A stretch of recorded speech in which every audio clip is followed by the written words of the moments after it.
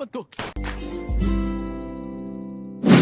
Halo kaum rebahan, apa kabar semuanya? Semoga sehat selalu ya. Ini dia lanjutan dari serial Squid Game episode 2 dan 3. Di episode kali ini, para pemain dibikin bimbang untuk lanjut atau berhenti bermain. Di sisi lain, mereka membutuhkan uang yang banyak untuk membayar utang mereka. Nah, gimana kelanjutannya? Langsung aja kita ke alur ceritanya. Episode 2 diawali dengan para pemain yang tersisa masih syok dengan kejadian di game pertama. Lalu diumumkan sisa pemain yaitu 201 dan yang tereliminasi 255 pemain. Kemudian seorang wanita memohon agar tidak ikut dalam permainan selanjutnya karena dia mempunyai seorang anak. Wanita ini bernama Mireong. Kemudian pemain lainnya memohon untuk berhenti permainan dan mereka akan melunasi hutangnya. Tapi mereka tidak bisa keluar dari permainan ini karena sudah tertulis di formulir persetujuan. Tapi di pasal 3 tertulis jika mayoritas pemain setuju maka permainan bisa dihentikan. Sebelum pengambilan suara, panitia memberitahu hadiah uang yang terkumpul di game pertama.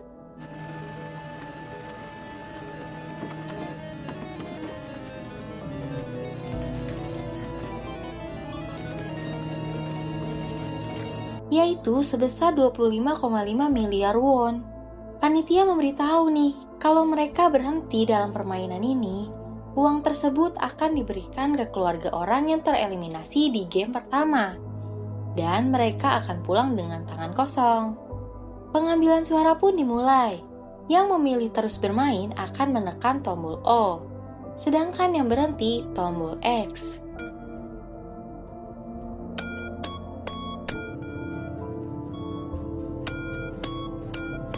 Hasilnya adalah 101 memilih mundur dan 100 memilih lanjut. Jadi mayoritas memilih mundur dalam permainan. Jika para pemain berubah pikiran dan mau melanjutkan permainan, maka kesempatan itu terbuka untuk mereka. Para pemain pun kembali pulang. Besoknya Gi-hun melapor ke polisi kejadian yang dialaminya kemarin dan memberikan kartu nama game tersebut. Tapi polisi tidak percaya dengan ucapan Gi-hun. Lalu polisi lainnya bernama Jun-ho. Dia bertanya tentang cerita Gi-hun. Gi-hun bertemu Sang-wo. Mereka pun berbincang-bincang tentang dia yang mempunyai hutang yang banyak dan berbohong kepada ibunya tentang pekerjaannya. Kemudian, Gi-hun menerima telepon bahwa ibunya masuk IGD karena diabetes di kakinya yang cukup parah dan membuat ibunya susah berjalan. Ibunya harus segera dioperasi, tapi Gi-hun tidak mempunyai uang. Akhirnya, ibunya pulang dari rumah sakit. Di scene lain, Jun-ho mencari kakaknya yang menghilang cukup lama. Di kamar kosan kakaknya, dia menemukan kartu yang sama dengan yang Gi-hun berikan di kantor polisi. Kemudian, Sebyok menemui adiknya di panti asuhan. Dia berjanji akan membawanya bertemu ibunya di Tiongkok. Kemudian Sang-wo menelepon ibunya memberitahu bahwa dia akan lama di luar negeri karena ada bisnis. Selesai menelepon, ibunya didatangi oleh polisi. Mereka mencari Sang-wo karena kasus pemalsuan dokumen dan penggelapan dana. Singkat cerita, Sang-wo mendapat kartu yang bertuliskan tempat dan waktu. Lalu, Gi-hun sedang mencari pinjaman untuk biaya rumah sakit ibunya. Kemudian dia bertemu dengan kakek yang di game kemarin. Mereka berdua berbincang-bincang. Kemudian si kakek bilang ingin melanjutkan permainan lagi dan kembali ke sana.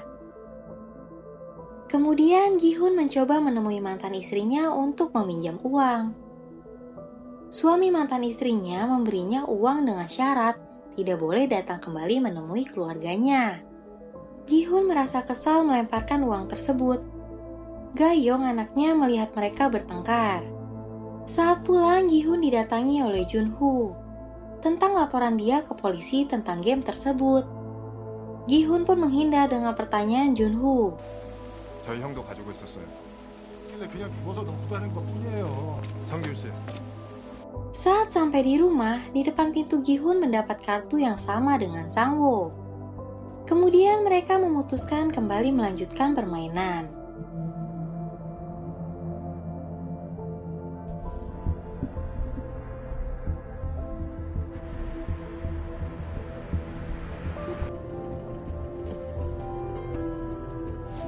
Ternyata Junho melihat Gi-hun dan dia mengikuti mobil tersebut. Mobil itu mengarah ke sebuah pelabuhan.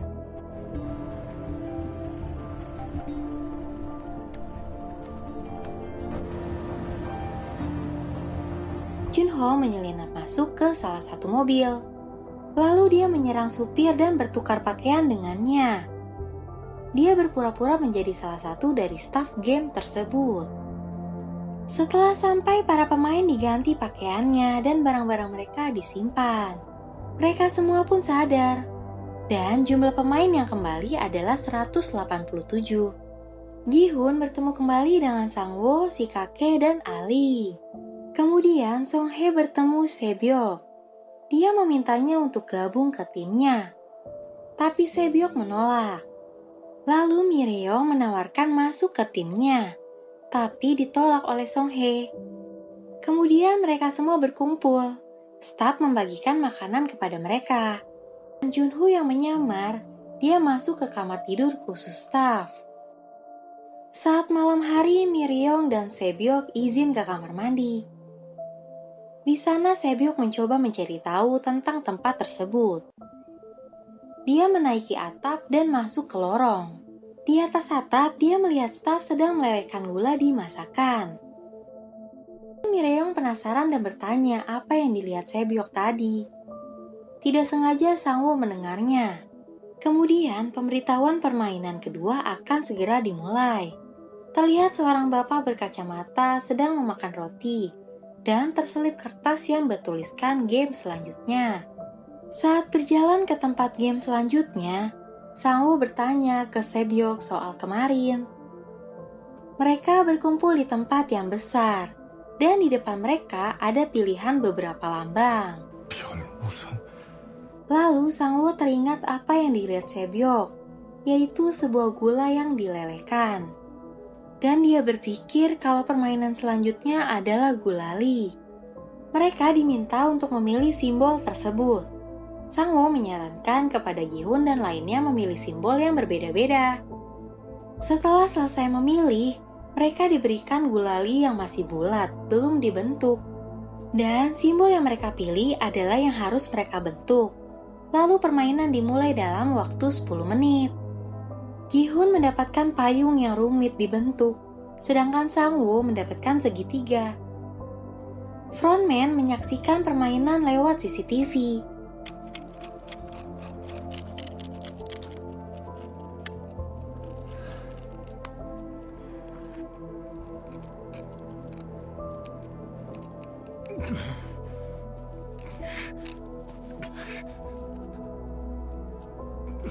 Lalu salah satu pemain ditembak karena dia salah membentuk pola dan retak.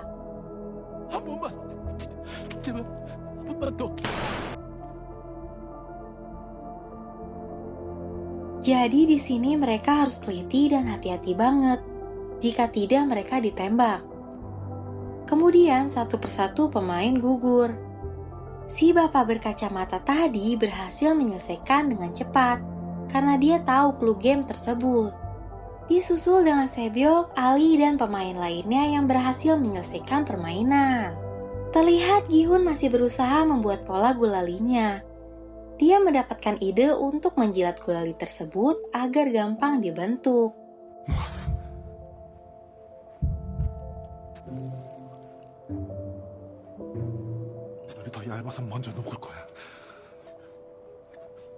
Di menit terakhir, para pemain mengikuti Gi-hun dengan menjilat gulali mereka.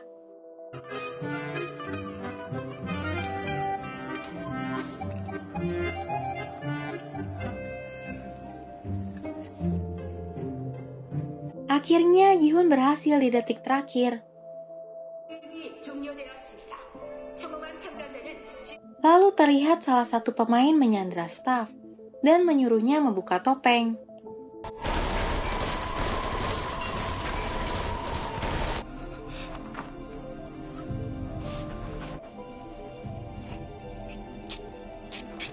Setelah melihat muka staf tersebut, dia menembaki dirinya sendiri lalu mati. Kemudian datang frontman, menembak staf tersebut. Jadi kalau pemain mengetahui identitas para staf, mereka akan mati juga. Karena mereka harus melindungi identitas satu sama lainnya. Di sini Junho bertugas untuk mengangkut mayat di arena permainan. Kemudian dia mengambil topeng staf yang ditembak tadi, lalu bersambung. Nah, itu tadi episode 2 dan 3 dari serial Squid Game. Gimana kelanjutan Gi-hun dan yang lainnya untuk menyelesaikan permainan selanjutnya? Sampai ketemu di next episode selanjutnya. Dadah!